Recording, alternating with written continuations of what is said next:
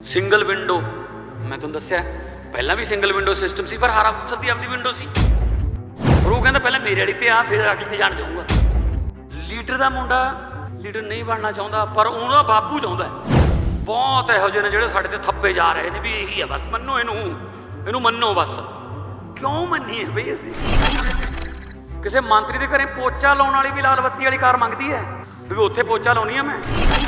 ਕੰਮ ਕਰਨ ਵਾਲੇ ਪਾਸਿਓਂ ਪੰਜਾਬੀ ਮੰਨੇ ਗਏ ਨੇ, ਮਿਹਨਤ ਵਾਲੇ ਪਾਸਿਓਂ ਮਿੱਟੀ 'ਚੋਂ ਸੋਨਾ ਉਗਾ ਲੈਂਦੇ ਹਾਂ ਅਸੀਂ। ਤੁਹਾਨੂੰ ਅਸੀਂ ਉਹ ਪੰਜਾਬ ਦਿਖਾਵਾਂਗੇ ਜਿਹੜਾ ਤੁਸੀਂ ਵੀ ਨਹੀਂ ਦੇਖਿਆ ਹੋਣਾ। ਮਤਲਬ ਜੇ ਸਾਨੂੰ ਖਜੂਰਾਂ ਦੇ ਦਰਖਤ ਵੀ ਦੁਬਈ ਤੋਂ ਲਿਆਉਣੇ ਪੈਣਗੇ, ਕਾਹਦਾ ਇਨਵੈਸਟ ਪੰਜਾਬ ਹੈ ਉਹ? ਸਾਡੇ ਦਰਖਤ ਤਾਂ ਲਾ ਲਓ। ਅੱਜ ਇਸ ਹਾਲ ਦੇ ਵਿੱਚ ਮੌਜੂਦ मेरी कैबिनेट के साथी Harpal Cheema ji, honourable finance minister, मेरी कैबिनेट के साथी Brahm Shankar Jimpa ji, revenue minister, Anmol Gagan Maan ji, industry and tourism, chief secretary of Punjab Janjua sahab, industry नाल इन्वेस्ट पंजाब दे नाल रिलेटेड सारे ऑफिसर साहबान, पंजाब दे इंडस्ट्री दी रीढ़ दी हड्डी सारे उद्योगपति, इंडस्ट्रीलिस्ट, कौंसलेट जनरल कैनेडा वालों साडे नाल मौजूद ने। इस तो इलावा जिन्ने भी तुसी पंजाब दे भले लई, पंजाब दी तरक्की लई मन दे विच कोई इच्छा, आस, उम्मीद, किरण लेके आए हो, तुहाडा चलिया होया सारिਆਂ ਦਾ एक एक कदम साडे सिर मत्थे। सब तो पहला मेरे वालों बहुत सारी प्यार भरी सत श्री अकाल, नमस्कार। मैनू अज बहुत खुशी हो रही है कि मैं अज उन्होंने लोगों को संबोधन कर रहा जिहड़े सैल्फ मेड ने, जिन्होंने आप मेहनत कीतियां, बहुत थल्लों आए, बहुत झक्खड़ हनेरियां झल्लियां, उस तो बाद कामयाबियां भी देखियां। जिहड़ी स्ट्रगल हुंदी है, चाहे वो आर्टिस्टिक फील्ड च होवे, चाहे वो बिजनेस च होवे, चाहे वो पॉलिटिक्स च होवे, जिहड़ा मर्जी फील्ड होवे, जिहड़ी स्ट्रगल है वो सक्सैस वास्ते ब्रेन दे विच डाइजैस्टिंग पावर, डाइजैस्टिंग प्लेस पैदा कर दिंदी है। जिहड़ा बंदा स्ट्रगल करके कामयाब होया हुंदा है, उहदा दिमाग खराब नहीं होंदा, क्योंकि उन्होंने पता हुंदा है कि मैं इन्ने साल ऐसे सक्सैस लई मेहनत की हुई है। जिन्होंने रातों रात कुछ भी मिल जाता ना, वो फिर जांदा भी रातों रात ही है। तुसीं देखते होंगे हर फील्ड दे विच बहुत सारे आ जाते हैं, तुक्का भी लग जाता किसी का, पर संभालिया नहीं जा सकता। संभालूगा वही जिहदियां जड़ां होणगियां। नेरियां आउंदियां ने, झक्खड़ आउंदे ने,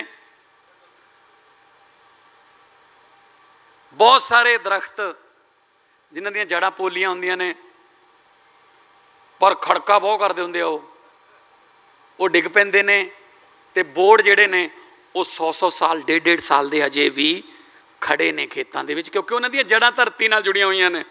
जिस तरह कहा जा रहा सी इत्थे मोंटी है जी, मोंटी कार्लो वाले, वो कहते सी मैं लुधियाने हाँ, लुधियाने ही रवांगे, जो मर्जी हो जाए, चाहे उत्थे उधर वध हो मिलते, पर जड़ां इत्थे, जो जड़ां इत्थे ने। सो अपनियां जड़ां नाल जुड़े हुए लोग हो तुसीं।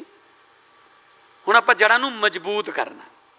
कुछ समय तो जड़ां उखड़दियां जा रही ने, जड़ां दे आले दुआले जिहड़ी मिट्टी है वो खुरदी जा रही है। ਜਦੋਂ ਜੜ੍ਹਾਂ ਤੋਂ ਆਲੇ ਦੁਆਲੇ ਮਿੱਟੀ ਖੁਰ ਗਈ ਫਿਰ ਜੜ੍ਹਾਂ ਨਹੀਂ ਜ਼ਿਆਦਾ ਦੇਰ ਚੱਲਦੀਆਂ। ਸੋ ਅੱਜ ਮੈਨੂੰ ਇਸ ਗੱਲ ਦੀ ਖੁਸ਼ੀ ਹੈ ਕਿ ਇੱਥੇ ਬਹੁਤ ਤਜਰਬੇਕਾਰ ਵੀ ਬੈਠੇ ਹੈ ਔਰ ਬਿਲਕੁਲ ਨਵੇਂ ਮੁੰਡੇ ਵੀ ਬੈਠੇ ਹੈ। 2-3 ਪੀੜ੍ਹੀਆਂ ਬੈਠੀਆਂ ਇੱਥੇ, ਜਨਰੇਸ਼ਨਸ। ਆਈਡੀਆਜ਼ ਡਿਫਰੈਂਟ ਹੋ ਸਕਦੇ ਨੇ but aim should be Punjab. ਜਿਹੜਾ ਏਮ ਹੈ ਸਾਡਾ ਉਹ ਪੰਜਾਬ ਦੀ ਤਰੱਕੀ ਹੋਣੀ ਚਾਹੀਦੀ। ਆਈਡੀਆ ਕੋਈ ਵੀ ਹੋ ਸਕਦਾ ਹੈ। ਅੱਜ ਕੱਲ੍ਹ ਇੱਕੋ ਘਰ ਦੇ ਵਿੱਚ ਖਾਣਾ ਖਾਣ ਦਾ ਟਾਈਮ ਅਲੱਗ ਅਲੱਗ ਹੈ। ਬਾਪੂ ਜੀ ਹੋਰੀ, ਬੇਬੇ ਜੀ ਹੋਰੀ, ਉਹ ਤਾਂ ਸੂਰਜ ਛੁਪਣ ਤੋਂ ਪਹਿਲਾਂ ਖਾਣਾ ਖਾ ਲੈਂਦੇ ਆ। ਚਾਚੇ ਹੋਰੀ, ਤਾਇਆ ਜੀ ਹੋਰੀ, ਉਹ 8 ਵਜੇ ਖਾ ਲੈਂਦੇ ਆ। ਨਵੇਂ ਮੁੰਡਿਆਂ ਦੀ ਵਾਰੀ ਆਉਂਦੀ ਹੈ 11-12 ਵਜੇ। ਇਹੀ ਫਿਰ ਉੱਠਣ ਦਾ ਟਾਈਮ ਹੈ। ਬੇਬੇ ਜੀ ਹੋਰੀ 4 ਵਜੇ ਉੱਠ ਖੜਦੇ ਆ, ਤਾਇਆ ਜੀ ਹੋਰੀ 7 ਵਜੇ, ਨਵੇਂ ਮੁੰਡੇ ਕਹਿੰਦੇ 11-12 ਵਜੇ ਦੇਖਾਂਗੇ, ਫਿਰ ਦੇਖ ਜਾਂਦੇ ਆ। ਸੋ ਚੇਂਜ ਹੋ ਗਿਆ ਨਾ ਇਹ ਇੱਕੋ ਘਰ 'ਚ ਮਾਹੌਲ। ਪਰ ਉਹ ਘਰ ਤਾਂ ਚੱਲੂਗਾ ਜੇ ਇੱਕ ਲਾਣੇਦਾਰ ਹੋਊਗਾ, ਉਸ ਘਰ ਦੇ ਵਿੱਚ ਏਕਤਾ ਹੋਊਗੀ ਤਾਂ ਸਾਰੇ ਇੱਕੋ ਘਰ ਵਾਸਤੇ ਸੋਚਣਗੇ, ਇੱਕੋ ਕਿਚਨ ਵਾਸਤੇ ਸੋਚਣਗੇ। ਇਸ ਤੋਂ ਪਹਿਲਾਂ ਬਹੁਤ ਸਾਰੇ ਇਨਵੈਸਟ ਪੰਜਾਬ, ਪ੍ਰੋਗਰੈਸਿਵ ਪੰਜਾਬ, ਜਿਸ ਤਰ੍ਹਾਂ ਮਿੱਤਲ ਸਾਹਿਬ ਨੇ ਕਿਹਾ, ਬੜੇ ਫੰਕਸ਼ਨ ਹੋਏ, ਬੜੀਆਂ ਸੋਹਣੀਆਂ ਸੋਹਣੀਆਂ ਫੋਟੋਆਂ ਮੈਂ ਵੀ ਦੇਖੀਆਂ। ਉਹ ਦਰਖਤ ਜਿਹੜੇ ਇੱਥੇ ਉਗਦੇ ਹੀ ਨਹੀਂ, ਉਹ ਅੱਜ ਕੱਲ੍ਹ ਉਹ ਵੀ ਦੇਖੇ ਜਾ ਸਕਦੇ ਨੇ ਕਿੱਥੇ ਨੇ। ਮਤਲਬ ਜੇ ਸਾਨੂੰ ਖਜੂਰਾਂ ਦੇ ਦਰਖਤ ਵੀ ਦੁਬਈ ਤੋਂ ਲਿਆਉਣੇ ਪੈਣਗੇ, ਕਾਹਦਾ ਇਨਵੈਸਟ ਪੰਜਾਬ ਹੈ ਉਹ? ਸਾਡੇ ਦਰਖਤ ਤਾਂ ਲਾ ਲਓ। ਤੁਸੀਂ ਸਾਰੇ ਉਹਦਾ ਹਿੱਸਾ ਰਹੇ ਹੋ। MOU ਸਾਈਨ ਹੋ ਗਿਆ, ਕੁਛ ਨਹੀਂ ਹੋਇਆ। ਨਹੀਂ, ਦੇਖੋ ਗੱਲ ਇਹ ਆ, ਕਹਿਣ ਤੇ ਕਰਨ ਦੇ ਵਿੱਚ ਏਕਤਾ ਹੋਣੀ ਚਾਹੀਦੀ। ਜੋ ਕਹਿੰਦੇ ਹੋ ਕਰੋ। ਐਵੇਂ ਮਤਲਬ ਦਿਖਾਵੇ ਦੀ ਗੱਲ ਨਾ ਹੋਵੇ। ਰਿਜ਼ਲਟ ਦੇਖੋ, ਸਕਸੈਸ ਜਿਹੜੀ ਹੈ ਉਹਨੂੰ ਸ਼ੋਰ ਮਚਾਉਣ ਦਿਓ ਨਾ। ਤੁਸੀਂ ਆਪ ਕਿਉਂ ਦੱਸ ਰਹੇ ਹੋ ਕਿ ਮੈਂ ਆਹ ਕਰਤਾ? ਸਕਸੈਸ ਨੂੰ ਬੋਲਣ ਦਿਓ ਕਿ ਮੈਂ ਆਹ ਕਰਤਾ, ਤਾਂ ਲੋਕ ਗੱਲਾਂ ਕਰਦੇ ਆ ਕਿ ਹਾਂ ਯਾਰ ਕੁਛ ਹੋਇਆ, ਕੁਛ ਡਿਲੀਵਰ ਹੋਣ ਲੱਗ ਗਿਆ।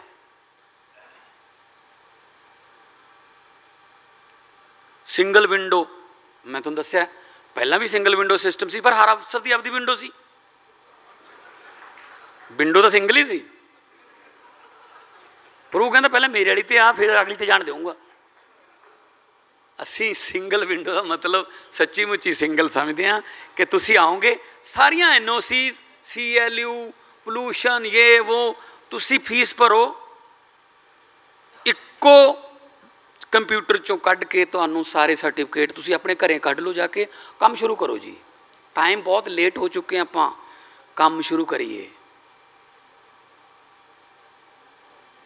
ਕਿਉਂਕਿ ਪੰਜਾਬ ਕਿਸੇ ਪੱਖੋਂ ਵੀ ਘੱਟ ਨਹੀਂ ਹੈਗਾ। ਕੰਮ ਕਰਨ ਵਾਲੇ ਪਾਸਿਓਂ ਪੰਜਾਬੀ ਮੰਨੇ ਗਏ ਨੇ, ਮਿਹਨਤ ਵਾਲੇ ਪਾਸਿਓਂ ਮਿੱਟੀ 'ਚੋਂ ਸੋਨਾ ਉਗਾ ਲੈਂਦੇ ਹਾਂ ਅਸੀਂ। ਸਾਡੇ ਬੰਦੇ, ਮੈਂ ਯੂਰਪ 'ਚ ਗਿਆ, ਫਰਾਂਸ 'ਚ ਗਿਆ, 20-20 ਰੁਪਈਏ ਲੈ ਕੇ ਗਏ ਸੀਗੇ, ਜਿਨ੍ਹਾਂ ਦੀ ਵੈਲਿਊ ਜਹਾਜ਼ ਦਿੱਲੀ ਏਅਰਪੋਰਟ ਤੋਂ ਜਦੋਂ ਉੱਡਦਾ, ਜਦੋਂ ਟਾਇਰ ਚੱਕ ਲੈਂਦਾ, ਉਹ 20 ਰੁਪਏ ਦੀ ਵੈਲਿਊ ਖਤਮ ਹੋ ਜਾਂਦੀ ਹੈ। ਸਿੰਗਾਪੁਰ ਵਾਲੇ ਵੀ ਨਹੀਂ ਬਦਲਦੇ ਉਹਨੂੰ। ਉਹ ਕਹਿੰਦੇ ਨੋ, ਡਾਲਰ ਦਿਓ ਜਾਂ ਕੋਈ ਹੋਰ ਗੱਲ ਕਰੋ ਸਾਡੇ ਨਾਲ। ਉਹ 20-20 ਰੁਪਈਏ ਲੈ ਕੇ ਗਏ। ਅੱਜ ਉਹ ਬੰਦੇ ਉੱਥੇ 100-100, 125, 150, ਫਰਾਂਸ ਦੇ, ਪੈਰਿਸ ਦੇ ਜਿਹੜੇ ਸਿਟੀਜ਼ਨ ਨੇ ਫਰਾਂਸ ਦੇ, ਉਹਨਾਂ ਨੂੰ ਕੰਮ ਦੇ ਰਹੇ ਨੇ। ਉਹਨਾਂ ਕੋਲ ਇੰਨੀਆਂ ਵਧੀਆ ਫੈਕਟਰੀਆਂ ਨੇ। ਮੈਂ ਜਦੋਂ ਸ਼ੋਅ ਆਰਟਿਸਟ ਦੇ ਤੌਰ 'ਤੇ ਸ਼ੋਅ ਕਰਨ ਜਾਂਦਾ ਸੀ ਤਾਂ ਮੈਨੂੰ ਬਹੁਤ ਮਿਲਦੇ ਸੀ ਜੀ, ਆਏ ਹਾਂ। ਉਹ ਕਹਿੰਦੇ ਸੀਗੇ ਕਿ ਅਸੀਂ ਇੰਨੀ ਠੰਡ ਪੈਂਦੀ ਸੀ, ਅਸੀਂ ਇੱਕ ਕਮਰੇ 'ਚ ਰਹਿੰਦੇ ਸੀ ਕਿ ਜਿਹੜੀ ਪਾਣੀ ਵਾਲੀ ਟੂਟੀ ਹੈ, ਪਹਿਲਾਂ 15 ਮਿੰਟ ਟੂਟੀ ਦੇ ਥੱਲੇ ਸਟੋਵ ਚਲਾਉਣਾ ਪੈਂਦਾ ਸੀ। ਇੰਨੀ ਠੰਡ ਸੀ ਕਿ ਟੂਟੀ ਦੇ ਵਿੱਚ ਪਾਣੀ ਜੰਮਿਆ ਪਿਆ, ਪਾਣੀ ਆਉਣ ਦਿਓ। ਇਹਨਾਂ ਹਾਲਾਤਾਂ 'ਚ ਅਸੀਂ ਰਹਿ ਕੇ ਕਾਮਯਾਬ ਹੋ ਸਕਦੇ ਹਾਂ ਤਾਂ ਸਾਨੂੰ ਜੇ ਇੱਥੇ ਵਧੀਆ ਹਾਲਾਤ ਆਪਣੇ ਘਰੇ ਮਿਲ ਜਾਣ, ਆਪਣੇ ਰਿਸ਼ਤੇਦਾਰਾਂ 'ਚ ਜਾਂਦੇ ਆਉਂਦੇ ਸਾਨੂੰ ਹਾਲਾਤ ਮਿਲਣ, ਆਪਦੀ ਮਦਰਲੈਂਡ 'ਤੇ ਸਾਨੂੰ ਇਹ ਹਾਲਾਤ ਮਿਲਣ, ਤਾਂ ਅਸੀਂ ਦੁਨੀਆ 'ਚ ਸਾਡੇ ਵਰਗਾ ਕੌਣ ਹੋ ਸਕਦਾ ਜੀ।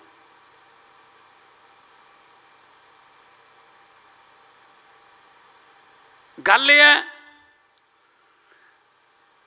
ਕਿ ਸਾਡੀ ਸ਼ਾਇਦ ਸਾਨੂੰ ਵੀ ਆਪ ਨਹੀਂ ਪਤਾ। ਮੈਂ ਇੱਕ ਐਗਜ਼ਾਮਪਲ ਦਿੰਦਾ, ਇਸਲਾਮਾਬਾਦ ਪਾਕਿਸਤਾਨ 'ਚ ਇੱਕ ਚਿੜੀਆ ਘਰ ਦੇ ਵਿੱਚ ਇੱਕ ਸ਼ੇਰ ਸੀਗਾ। ਉਹ ਸ਼ੇਰ ਲੋਕਾਂ ਤੋਂ ਡਰਦਾ ਸੀਗਾ, ਮਤਲਬ ਜਦੋਂ ਕੋਈ ਆਉਂਦਾ ਸੀ ਉਸ ਸ਼ੇਰ ਦੇ ਪਿੰਜਰੇ ਦੇ ਨੇੜੇ ਤਾਂ ਉਹ ਇੱਕ ਪਰਾਂ ਜਾ ਕੇ ਡਰ ਕੇ ਬਹਿ ਜਾਂਦਾ ਸੀ। ਜਿਹੜੇ ਆਰਗੇਨਾਈਜ਼ਰ ਸੀ ਚਿੜੀਆ ਘਰ ਦੇ, ਉਹ ਕਹਿੰਦੇ ਯਾਰ ਇਹ ਤਾਂ ਬੜੀ ਗਲਤ ਗੱਲ ਹੈ ਵੀ ਇਹਨੂੰ ਲੋਕ ਦੇਖਣ ਆਉਂਦੇ ਆ, ਇਹ ਆਪਣਾ ਮੂੰਹ ਵੀ ਨਹੀਂ ਦਿਖਾਉਂਦਾ। ਉਹਨਾਂ ਨੇ ਡਿਸਕਵਰੀ ਚੈਨਲ ਵਾਲੇ ਲੰਡਨ ਤੋਂ ਸਪੈਸ਼ਲਿਸਟ ਬੁਲਾ ਲਏ ਜਾਨਵਰਾਂ ਦੇ, ਉਹਨਾਂ ਨੇ CCTV ਕੈਮਰੇ ਪਿੰਜਰੇ ਦੇ ਆਲੇ ਦੁਆਲੇ ਲਾਤੇ। 15 ਦਿਨ ਉਹਨਾਂ ਨੇ ਹਰ ਐਕਟੀਵਿਟੀ ਉਹਦੀ ਵਾਚ ਕੀਤੀ। After 15 days they reached to a stunning result। ਉਹ ਕਹਿੰਦੇ ਜੀ ਇਹਦੀ ਮਾਂ ਵੀ ਪਿੰਜਰੇ 'ਚ ਸੀ, ਇਹਦਾ ਜਨਮ ਪਿੰਜਰੇ 'ਚ ਹੀ ਹੋਇਆ, ਇਸ ਕਰਕੇ ਇਹਨੂੰ ਪਤਾ ਹੀ ਨਹੀਂ ਕਿ ਮੈਂ ਕੌਣ ਹਾਂ। ਸ਼ੇਰ ਉਦੋਂ ਸ਼ੇਰ ਬਣੂਗਾ ਜਦੋਂ ਉਹਨੂੰ ਮਾਹੌਲ ਮਿਲੂਗਾ। ਉਹ ਜੰਗਲ ਦੇ ਵਿੱਚ ਆਪਣੇ ਝੁੰਡ ਦੇ ਵਿੱਚ ਆਪਣੇ ਸਾਥੀਆਂ ਨੂੰ, ਵੱਡੇ ਵੱਡੇ ਝੋਟਿਆਂ ਨੂੰ ਗਰਦਨ ਤੋਂ ਫੜ ਕੇ ਡੇਗਦਾ ਦੇਖੂਗਾ, ਫਿਰ ਆਪਣੇ ਪੰਜੇ ਹਿਲਾਊਗਾ, ਫਿਰ ਉਹ ਸ਼ੇਰ ਬਣੂਗਾ। ਇਹਦਾ ਮਤਲਬ ਕੀ ਹੈ? ਮਤਲਬ ਇਹ ਹੈ ਕਿ ਹਰ ਵਾਰ ਸ਼ੇਰਨੀ ਦੇ ਪੇਟੋਂ ਪੈਦਾ ਹੋਣ ਦਾ ਮਤਲਬ ਵੀ ਸ਼ੇਰ ਨਹੀਂ ਹੁੰਦਾ। ਆਪਾਂ ਆਪਦੇ ਆਪ ਨੂੰ ਪਛਾਣੀਏ, ਬਹੁਤ ਪਾਵਰ ਹੈ ਆਪਣੇ ਕੋਲੇ, ਐਨਰਜੀ ਹੈ ਸਾਡੇ ਕੋਲੇ। ਕਿਹੜੀ ਚੀਜ਼ ਹੈ ਜਿਹੜੀ ਹਰ ਕਿਸਮ ਦਾ ਮੌਸਮ ਹੈ ਸਾਡੇ ਕੋਲੇ। ਧਰਤੀ ਇੰਨੀ ਉਪਜਾਊ, ਲੋਕ ਇੰਨੇ ਮਿਹਨਤੀ। ਆਪਣੇ ਆਪ ਨੂੰ ਥੋੜ੍ਹਾ ਜਿਹਾ ਪਛਾਣ ਲਈਏ ਕਿ ਅਸੀਂ ਕੌਣ ਆ, ਫਿਰ ਆਪਾਂ ਮਾਹੌਲ ਵਾਲੇ ਸ਼ੇਰ ਬਣਾਂਗੇ। ਤੁਸੀਂ ਜਾਣਦੇ ਹੋਵੋਗੇ ਫੇਮਸ ਐਥਲੀਟ ਹੈ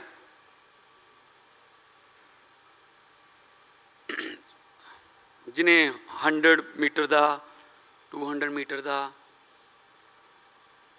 ਰਿਕਾਰਡ ਤੋੜੇ ਆ ਸਾਰੇ, ਬਹੁਤ ਰਿਕਾਰਡ ਉਹਦੇ ਨਾਮ, ਉਸੈਨ ਬੋਲਟ। ਉਸੈਨ ਬੋਲਟ ਨੂੰ ਪੁੱਛਿਆ ਗਿਆ ਤੇਰਾ ਕੋਚ ਨਹੀਂ ਕਦੇ ਦੇਖਿਆ, ਇੰਟਰਵਿਊ ਕੀਤੀ। ਉਹ ਕਹਿੰਦਾ ਜੀ ਮੇਰੇ ਕੋਚ ਨੂੰ ਸਟੇਡੀਅਮ 'ਚ ਆਉਣ ਹੀ ਨਹੀਂ ਦਿੰਦੇ। ਕਹਿੰਦੇ ਇਹ ਕਿਵੇਂ ਹੋ ਸਕਦਾ, ਤੂੰ ਦੁਨੀਆ ਦਾ ਚੈਂਪੀਅਨ ਐਥਲੀਟ ਹੈ ਤੇ ਤੇਰਾ ਕੋਚ ਕਿਉਂ ਨਹੀਂ ਆਉਂਦਾ? ਕਹਿੰਦਾ ਪਤਾ ਨਹੀਂ ਕਿਉਂ ਜੀ, ਅੰਦਰ ਹੀ ਨਹੀਂ ਆਉਣ ਦਿੰਦੇ ਮੇਰੇ ਕੋਚ ਨੂੰ। ਕਹਿੰਦੇ ਦੱਸੋ ਸੀ ਕੀ ਨਾਮ ਹੈ? ਉਹ ਕਹਿੰਦਾ ਜੀ ਜਮਾਇਕਾ 'ਚ ਪੈਦਾ ਹੋਏ ਹਾਂ, ਜੰਗਲਾਂ 'ਚ ਰਹਿੰਦੇ ਸੀ ਤਾਂ ਰੋਜੀ ਰੋਟੀ ਵਾਸਤੇ ਸ਼ਿਕਾਰ ਕਰਨਾ ਪੈਂਦਾ ਸੀ। ਜੋ ਜੰਗਲ 'ਚ ਸ਼ਿਕਾਰ ਕਰਨ ਜਾਂਦੇ ਸੀ ਤਾਂ ਚੀਤੇ ਪਿੱਛੇ ਪੈ ਜਾਂਦੇ ਸੀ। ਕਹਿੰਦੇ ਬਸ ਫਿਰ ਤਾਂ ਇੱਕੋ ਹੀ ਗੱਲ ਹੁੰਦੀ ਸੀ ਵੀ ਭੱਜ ਲਈਏ ਨਹੀਂ ਤਾਂ ਆ ਗਿਆ, ਜੇ ਇੱਕ ਕਦਮ ਵੀ ਇੱਧਰ ਉੱਧਰ ਹੋ ਗਿਆ ਚੀਤਾ ਪਿੱਛੇ ਹੀ ਆਉਂਦਾ ਹੈ, ਤੇ ਉਹ ਤੋਂ ਜਾਨ ਬਚਾਉਣ ਵਾਸਤੇ ਭੱਜਦੇ ਸੀ। ਉਹ ਕਹਿੰਦੇ ਮੇਰੇ ਕੋਚ ਦਾ ਨਾਮ ਚੀਤਾ ਹੈ ਜੀ, ਲਿਆਓ ਸਟੇਡੀਅਮ 'ਚ ਲੈ ਕੇ ਆਉਂਗੇ। ਜਿਨ੍ਹਾਂ ਦੇ ਕੋਚ ਚੀਤੇ ਹੋਣ ਉਹਨਾਂ ਨੂੰ ਕੋਈ ਹਰਾ ਦੂਗਾ ਜੀ? ਦੱਸੋ ਮੈਨੂੰ। ਆਪਾਂ ਉਹ ਪੰਜਾਬੀ ਹਾਂ ਜਿਨ੍ਹਾਂ ਨੂੰ ਸ਼ੇਰਾਂ ਦੀ ਕੌਮ ਕਿਹਾ ਗਿਆ, ਜਿਨ੍ਹਾਂ ਨੂੰ ਕਿਹਾ ਗਿਆ ਹਰ ਮੌਸਮ ਦੇ ਵਿੱਚ, ਹਰ ਕਠਿਨਾਈ ਦੇ ਵਿੱਚ ਇਹ ਨਹੀਂ ਡੋਲਦੇ। ਤੇ ਆਪਾਂ ਹੈਗੇ ਹਾਂ ਤੇ ਆਪਾਂ ਕਾਮਯਾਬ ਹੋਵਾਂਗੇ। ਪੋਜ਼ਿਟਿਵਿਟੀ ਰੱਖਣੀ ਹੈ। ਆਈਡੀਆ ਹੁੰਦਾ ਬਸ ਇੱਕ। ਦੇਖੋ ਜ਼ੋਮੈਟੋ ਇੱਕ ਆਈਡੀਆ, ਉਹ ਚਾਹੇ ਫਰੀਦਕੋਟ ਤੋਂ ਪੈਦਾ ਹੋਇਆ, ਚਾਹੇ ਕੋਟਕਪੂਰੇ ਤੋਂ ਪੈਦਾ ਹੋਵੇ, ਆਈਡੀਆ। ਓਲਾ ਆਈਡੀਆ ਇੱਕ ਕੋਈ ਪੇਸਟ ਦੀ ਕੰਪਨੀ ਸੀ, ਮੈਂ ਨਾਂ ਨਹੀਂ ਲੈਣਾ, ਇੰਡੀਆ ਦੀ ਕੰਪਨੀ ਸੀ, ਪੇਸਟ ਬਣਾਉਂਦੀ ਸੀ। ਉਹਨਾਂ ਨੇ ਸੋਚਿਆ ਕਿ ਸੇਲ ਘਟ ਗਈ, ਆਪਣੇ ਬੋਰਡ ਦੀ ਮੀਟਿੰਗ ਬੁਲਾਈ ਕਿ ਸੇਲ ਕਿਵੇਂ ਵਧਾਈਏ। ਕਿਸੇ ਨੇ ਸਲਾਹ ਦਿੱਤੀ ਜੀ ਫਲਾਣੇ ਸਟਾਰ ਨੂੰ, ਸ਼ਾਹਰੁਖ ਖਾਨ ਨੂੰ, ਅਮਿਤਾਭ ਬੱਚਨ ਨੂੰ ਬ੍ਰਾਂਡ ਐਂਬੈਸਡਰ ਲੈ ਲਓ ਜੀ, ਸੇਲ ਵੱਧ ਜੂਗੀ। ਕਿਸੇ ਨੇ ਕਿਹਾ ਜੀ ਫਲਾਣਾ ਵਰਲਡ ਕੱਪ ਸਪੋਂਸਰ ਕਰ ਦਿੰਦੇ ਹਾਂ, ਸੇਲ ਵੱਧ ਜੂਗੀ। ਪਰ ਇੱਕ ਉਹਦੇ 'ਚ ਆਪਣਾ ਬੈਠਾ ਸੀ ਪੰਜਾਬੀ, ਉਹ ਕਹਿੰਦਾ ਵੀ ਦੱਸ ਤਾਂ ਦੇਊਂਗਾ ਪਰ ਜਿੰਨੇ ਪੈਸੇ ਮੈਂ ਲੈਣੇ ਨੇ ਉਹ ਪਹਿਲਾਂ ਦਿਓ ਮੈਨੂੰ ਆਈਡੀਆ ਦੱਸਣ ਤੋਂ, ਕਿਉਂਕਿ ਆਈਡੀਆ ਦੱਸਿਆ ਤਾਂ ਗਿਆ। ਉਹ ਕਹਿੰਦੇ ਠੀਕ ਹੈ, ਤੈਨੂੰ ਐਗਰੀਮੈਂਟ ਕਰ ਲਿਆ ਕਿ ਤੇਰਾ ਇੰਨੇ % ਹੋ ਜਾਊਗਾ। ਉਹ ਕਹਿੰਦਾ ਕੁਛ ਕਰਨ ਦੀ ਲੋੜ ਨਹੀਂ, ਕੋਈ ਰੁਪਈਆ ਨਹੀਂ ਲੱਗਣਾ। ਆਪਣੀ ਜਿਹੜੀ ਪੇਸਟ ਦੀ ਜਿਹੜੀ ਉਹ ਹੈ ਟਿਊਬ ਹੈ, ਉਹ 'ਚੋਂ ਨਾ ਬਹੁਤ ਜ਼ੋਰ ਨਾਲ ਦੱਬ ਕੇ ਪੇਸਟ ਨਿਕਲਦਾ ਸਵੇਰੇ ਸਵੇਰੇ। ਥੋੜ੍ਹਾ ਜਿਹਾ ਮੂੰਹ ਖੁੱਲ੍ਹਾ ਕਰ ਦਿਓ। ਹੁਣ ਆਦਤ ਲੋਕਾਂ ਨੂੰ ਉਹੀ ਪਈ ਹੋਈ ਹੈ, ਇੰਨਾ ਮਾਰਿਆ ਕਰਨ, ਇੰਨਾ ਆ ਜਾ ਕਰੇ। ਪੇਸਟ ਕਦੇ ਵੀ ਦੁਬਾਰੇ ਪਾਇਆ ਵਾਪਸ ਤੁਸੀਂ ਕਹਿੰਦਾ ਚਲੋ ਕੋਈ ਗੱਲ ਨਹੀਂ ਯਾਰ, ਚੱਲ ਜਿੰਨਾ ਨਿਕਲਿਆ ਠੀਕ ਹੈ। 40% ਸੇਲ ਵੱਧ ਗਈ ਜੀ। ਆਈਡੀਆ ਠੀਕ ਹੈ ਨਾ ਜੀ।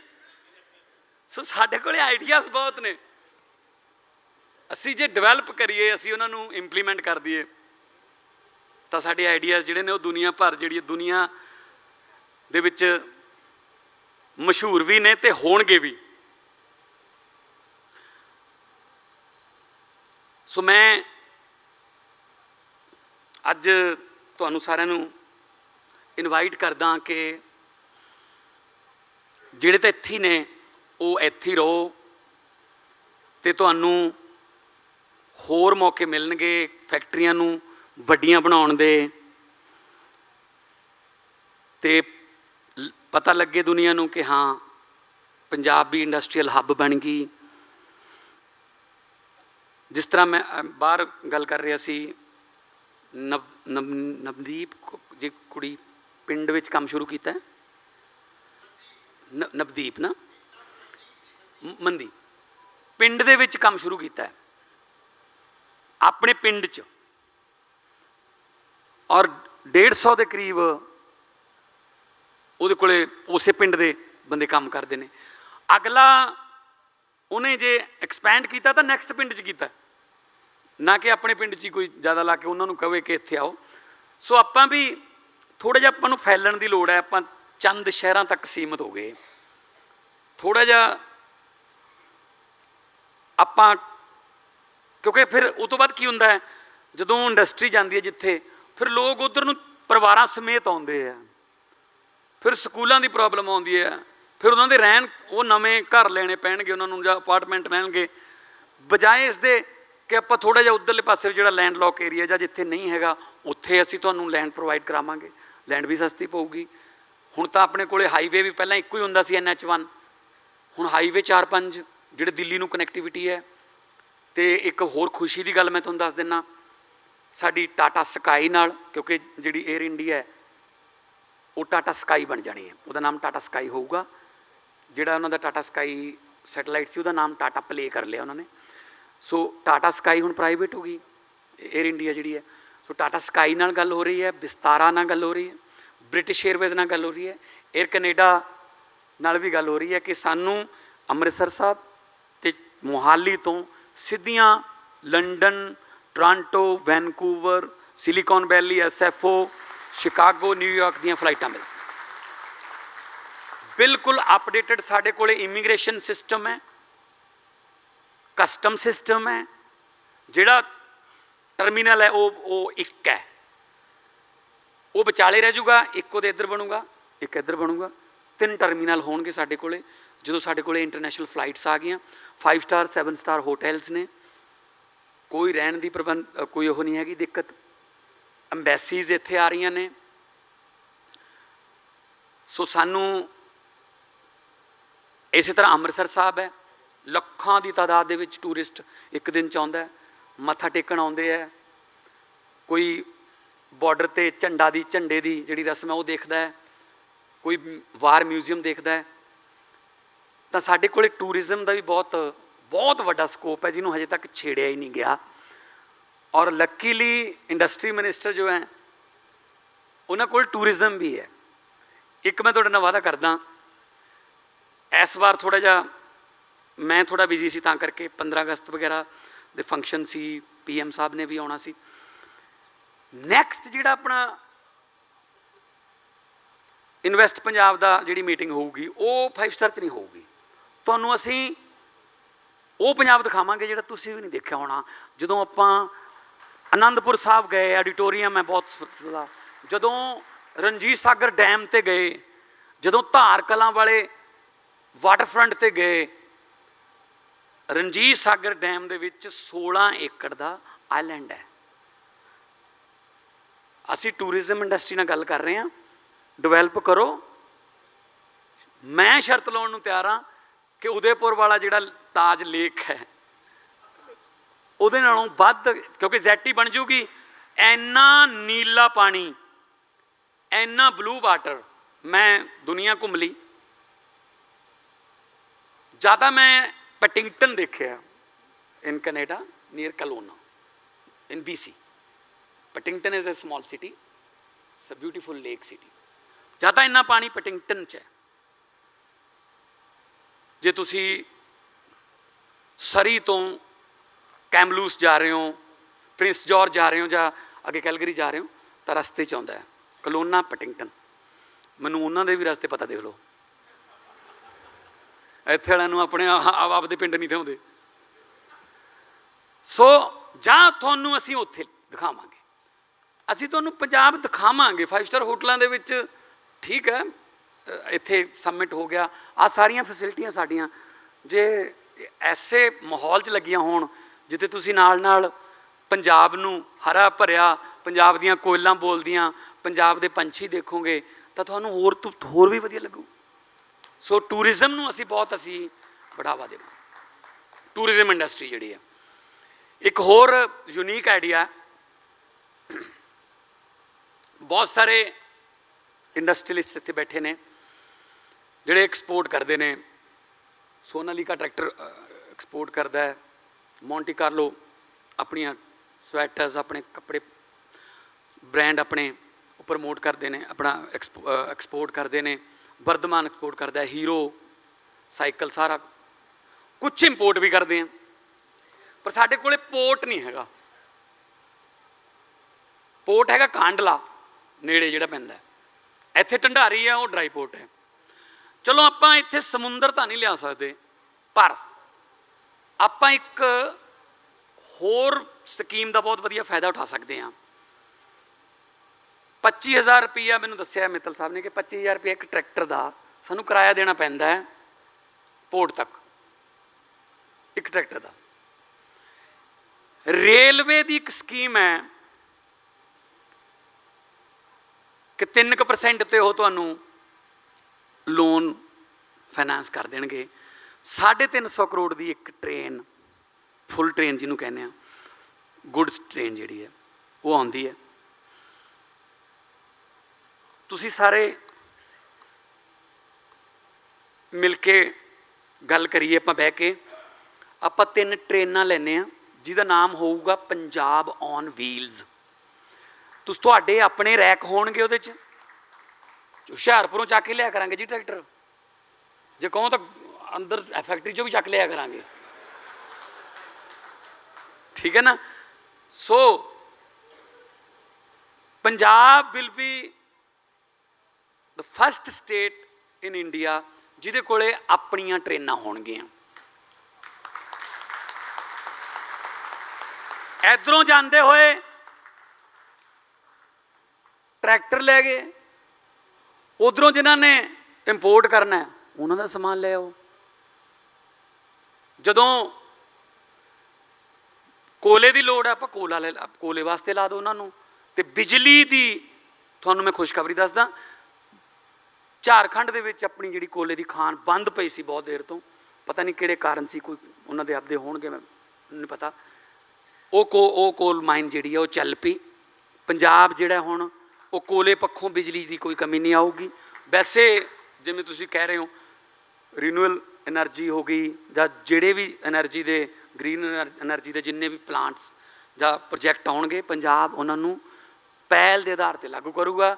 ਨਾ ਕੋਈ ਮਾਫੀਆ ਪੈਦਾ ਹੋਊਗਾ, ਨਾ ਕੋਈ ਮੇਰਾ ਕੋਈ ਵਿਜ਼ਿਟਿੰਗ ਕਾਰਡ ਲੈ ਕੇ ਤੁਹਾਡੇ ਕੋਲੇ ਕੋਈ ਕੁਛ ਕਰਕੇ ਆਊਗਾ, ਨਾ ਕੋਈ ਮੇਰੇ ਕੋਈ ਰਿਸ਼ਤੇਦਾਰ ਤੁਹਾਡੇ ਕੋਲੇ ਆਉਣਗੇ ਵੀ ਆਹ ਨਹੀਂ ਐਂ ਕਰ ਦਿਓ ਜੀ, ਨਾ ਕੋਈ ਚੇਲਾ ਚਪਟਾ, ਨਾ ਕੋਈ ਚਮਚਾ, ਨਾ ਕੋਈ ਕੜਛੀ, ਕੋਈ ਨਹੀਂ ਆਊਗਾ। ਤੁਸੀਂ ਆਪਣਾ ਕੰਮ ਕਰੋ, ਸਾਡੇ ਨੌਜਵਾਨ ਮੁੰਡੇ ਕੁੜੀਆਂ ਨੂੰ ਕੰਮ ਦਿਓ। ਇਹ ਤੋਂ ਵੱਡਾ ਤੁਹਾਡਾ ਅਹਿਸਾਨਮੰਦ ਮੈਂ ਹੋਊਂਗਾ कि तुसी काम दे रहे हो साडे धीआं पुत्तां नूं जिहड़े कि क्योंकि देखो पंजाबी दी कहावत है वेला मन शैतानी दा घर। जदों वेले रहिंदे ने ना फिर वो किते इधर उधर पै जांदे, वो बुरी संगत का शिकार हो जाते हैं, वो उन्होंने कोई होर मिसगाइड करता। उस वेले माइंड जिहड़ा कोरे कागज़ वर्गा हुंदा है, जो मर्जी लिख दो तो फिर मापे सोचते हैं कि मुंडे नूं बाहर कढ़ दईए किते, नहीं तो ये अपने पिंड च फलानिया का मुंडा फलानिया का मुंडा फलाने का मुंडा ड्रग च पै गया, किते ये भी ना उधर ही चला जाए। फिर मापे डरते हैं, मापियां दा दिल नहीं करता। जे दिल करता हुंदा तो दिल्ली वाले एयरपोर्ट ते रोंदे क्यों होंदे ने? फिर वो दिल्ली वाले एयरपोर्ट ते छड्डण गए रोंदे क्यों ने? जे दिल करता हुंदा खुशी ना भेजदे हुंदे। माहौल नहीं मिलिया इत्थे काम करन दा, मजबूरी ना जा रहा। हाँ शौक नाल तरक्की करन लई पढ़न जाना, जदों मर्जी जाओ। तरक्कियां करन लई जदों मर्जी कोई चीज़ की लोड़ है, उत्थे किसी कंपनी खोलनी है, कंपनी का कोई यूनिट लाना है, जाओ।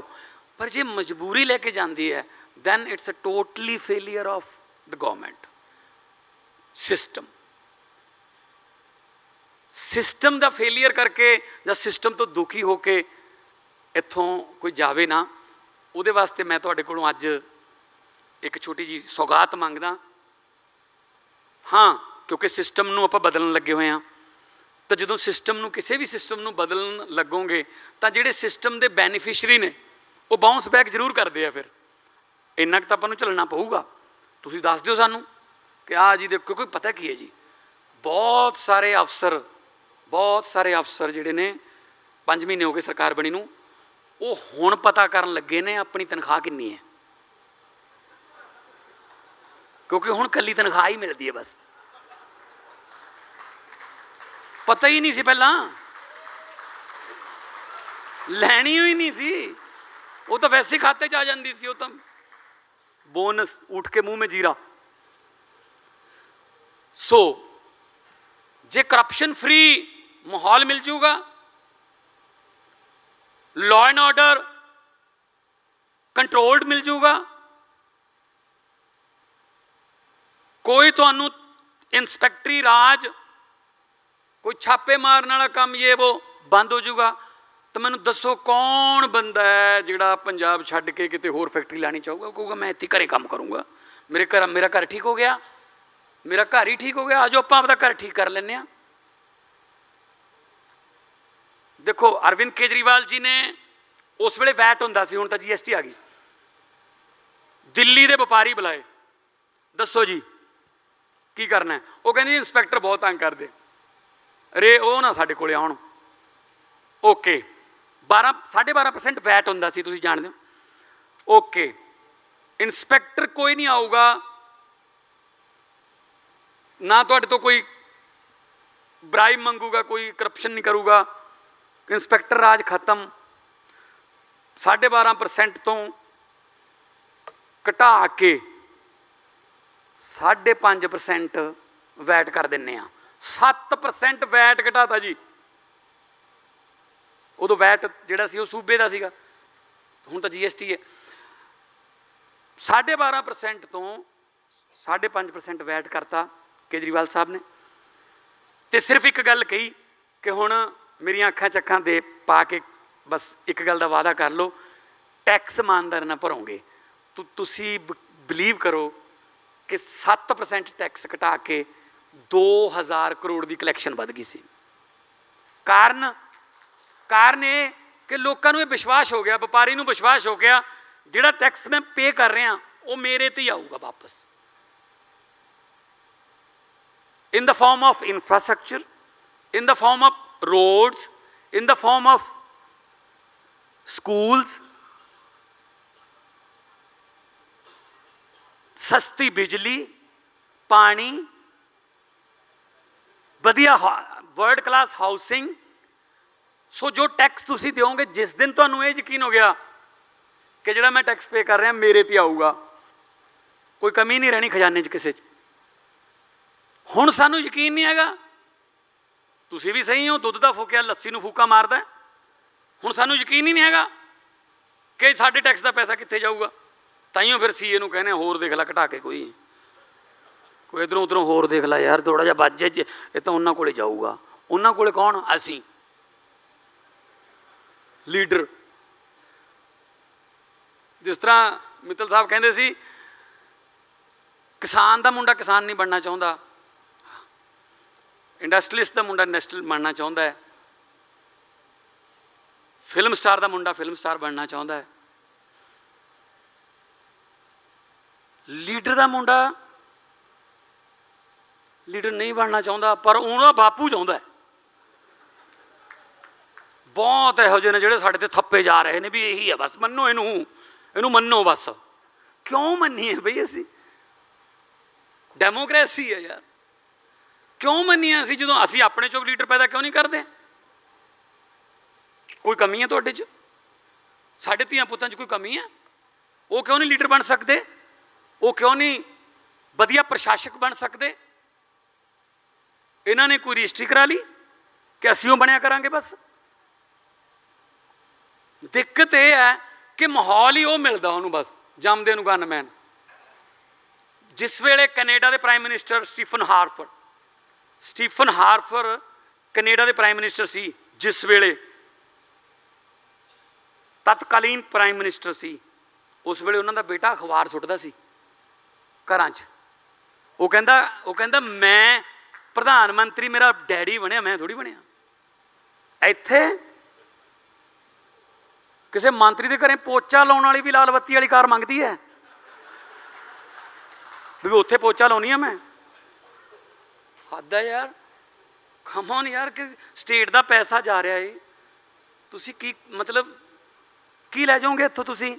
ਸ਼ਹੀਦ ਆਜ਼ਮ ਭਗਤ ਸਿੰਘ ਹੋਰਾਂ ਨੇ 23 ਸਾਲ ਦੀ ਉਮਰ ਦੇ ਵਿੱਚ ਫਾਂਸੀਆਂ ਤੇ ਚੜ੍ਹ ਕੇ ਸਾਨੂੰ ਦੇਸ਼ ਲੈਤਾ, ਤੇ ਅਸੀਂ ਉਸ ਦੇਸ਼ ਨੂੰ ਇੰਨਾ ਸਮਝ ਲਿਆ ਕਿ ਜਦੋਂ ਮਰਜ਼ੀ ਲੁੱਟ ਲਈਏ। ਕੌਣ ਕਿਹਨੂੰ ਲੁੱਟਦਾ ਹੈ? ਆਪਣਿਆਂ ਨੂੰ ਲੁੱਟਦੇ ਹੈ।